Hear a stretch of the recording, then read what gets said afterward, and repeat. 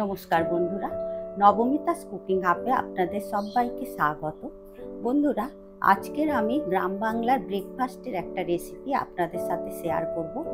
আর এই রেসিপিটা আমারও খুব ভালো লাগে, সেই হিসাবেই আজকের ব্রেকফাস্টে আমরাও এই রেসিপিটাই করে খাবো। খেতে দুর্দান্ত লাগে, অসাধারণ। তা বন্ধুরা, আপনারা পুরো ভিডিওটা দেখবেন, আর যদি ভালো লাগে লাইক শেয়ার কমেন্ট করবেন, আর সাবস্ক্রাইব করে আমার পাশে থাকবেন। চলুন তাহলে দেখে নেওয়া যাক আজকের এই রেসিপিটি।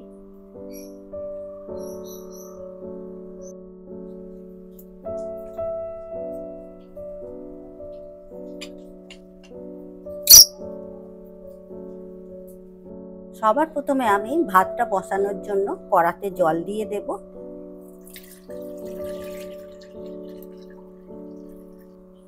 এরপর আমি চাল নিয়ে নেব।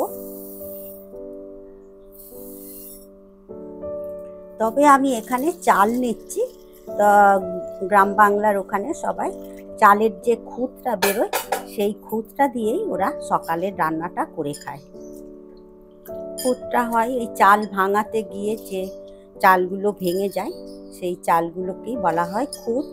তা সেই খুদের রান্নায় ভাত করে ওরা খায়, আর খেতে খুবই ভালো লাগে। চালটাও ভালো করে ধুয়ে নিয়েছি। এরপর আমি আলু কেটে নিয়েছি ছোট ছোট করে, সরু সরু করে। এই আলুগুলোই এই ভাতের সাথে সেদ্ধ করে নেব। আর এর সাথে দিয়ে দেব লঙ্কা। এই ভাতের মধ্যে দেব আম। আমার কাছে গোটা আম নেই বলে হাফ আম ছিল, সেটাই দিয়ে দেব। এর সাথেই দেব দুধমান কচু। এই কচু শাকটা দিলে খেতে খুব ভালো লাগবে। এই ভাতের মধ্যে দেব নোটে শাক। আমি এখানে সবুজ নোটেটা নিয়েছি, আপনারা লাল নোটেটাও দিতে পারেন, তাতেও খুব ভালো লাগবে খেতে। এদিকে জলটাও ফুটে গেছে, এই জলের মধ্যে এবারে চালটা তুলে দেব। আমি একটু গরম জল তুলে রেখেছি। এতে এমনই জল দিতে হবে যেন ফ্যানটা না ফেলে দিতে হয়। এই ভাতের সাথে শুকিয়ে যাবে, এই রকম পরিমাণে জলটা দিতে হবে। চাল তুলে দেওয়ার পর আলুগুলোও তুলে দেব।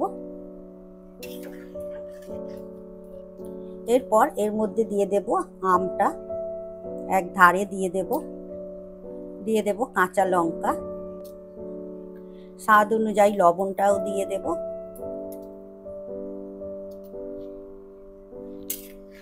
দেবার পর নেড়ে দেব, একটু লবণটা ভালো করে মিশিয়ে দেব। কচু শাকটাও দিয়ে দেব। তবে গ্রাম বাংলায় টাটকা টাটকা তোলে, বাগান থেকে তুলে এনে ওরা রান্না করে। আমি এগুলো আগে থেকে অর্ডার দিয়ে, যে বাজারে মাসিরা বসে ওদেরকে বলে এনেছি।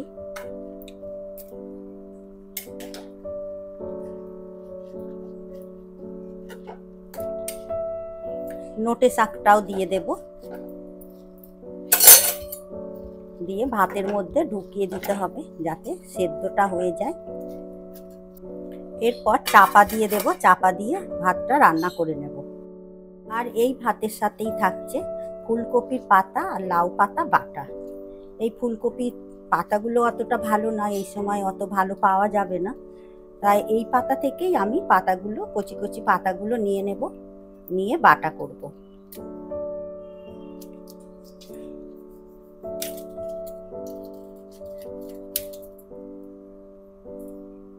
শুধু এই বোঁটা থেকে এবার পাতাগুলো নিয়ে নেব।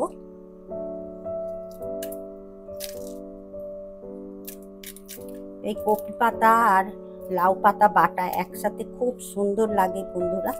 আপনারাও এইভাবে একবার বাড়িতে বানিয়ে খাবেন, দেখবেন অসম্ভব সুন্দর লাগে। এখানে কপি পাতাগুলো সব ছাড়িয়ে নিয়েছি কচি কচি পাতা দেখে। এবারে আমি এই কপি পাতাগুলো ভালো করে ধুয়ে নেব। এই জলের মধ্যে কপি পাতাগুলো ভালো করে ধুয়ে নিতে হবে। আর এই ডেচকির মধ্যে নিয়ে নিয়েছি লাউ শাক। লাউ শাক আগে থেকে আমি কেটে ধুয়ে নিয়েছি। লাউ শাকগুলো একটু কেমন হয়েও গেছে। ভাতের ঢাকনাটা খুলে দেখে নেব, ভাতটাও হয়ে গেছে। গ্যাসটা অফ করে দেব। এরপর আমি ফুলকপির পাতা আর লাউ পাতাগুলো সেদ্ধ করার জন্য একটা ডেচকির মধ্যে জল দিয়ে দিয়েছি।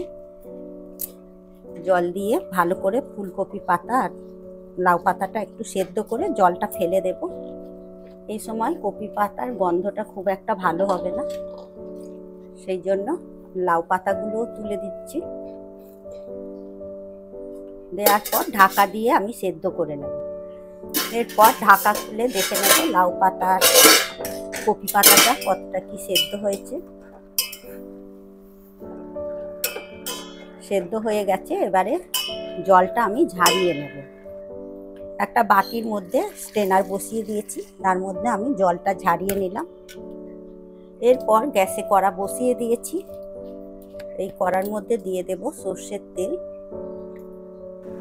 এই তেলের মধ্যে দিয়ে দেব কালো জিরে, দুটো শুকনো লঙ্কা। ফোড়নের মশলাটা বেশ ভাজা হয়ে গেছে, এর মধ্যে সেদ্ধ করা কপি পাতা আর লাউ পাতাটা দিয়ে দেব।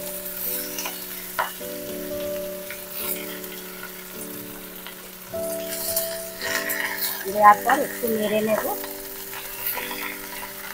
এরপর এর মধ্যে দুটো কাঁচা লঙ্কা দিয়ে দেব।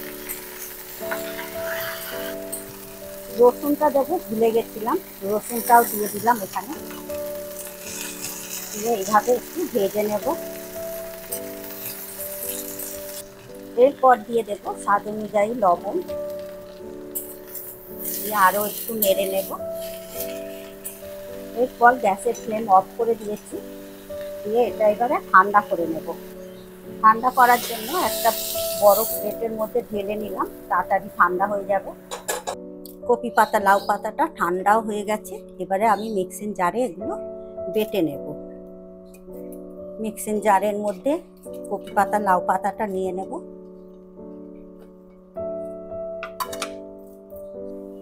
লাউ পাতা আর কপি পাতাটা বাটা হয়ে গেছে। এরপর লাউ পাতা আর কপি পাতাটা বাটার জন্য কড়াতে একটু সর্ষের তেল দিয়ে দিলাম।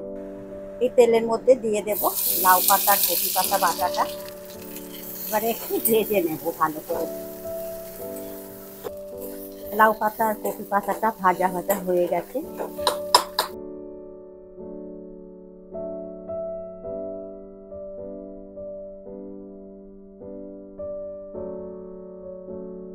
এরপরে ভাতগুলো বাড়বো, তার আগে শাকগুলো আলাদা করে তুলে নেব। আমটাও তুলে নেব, নোটে শাকটাও তুলে নেব।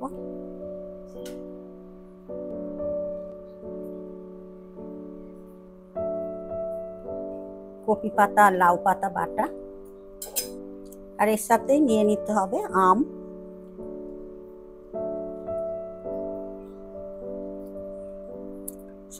সমস্ত উপকরণগুলো দিয়ে একসাথে ভালো করে মেখে খেতে খুব ভালো লাগবে, দারুণ লাগবে, অসম্ভব ভালো।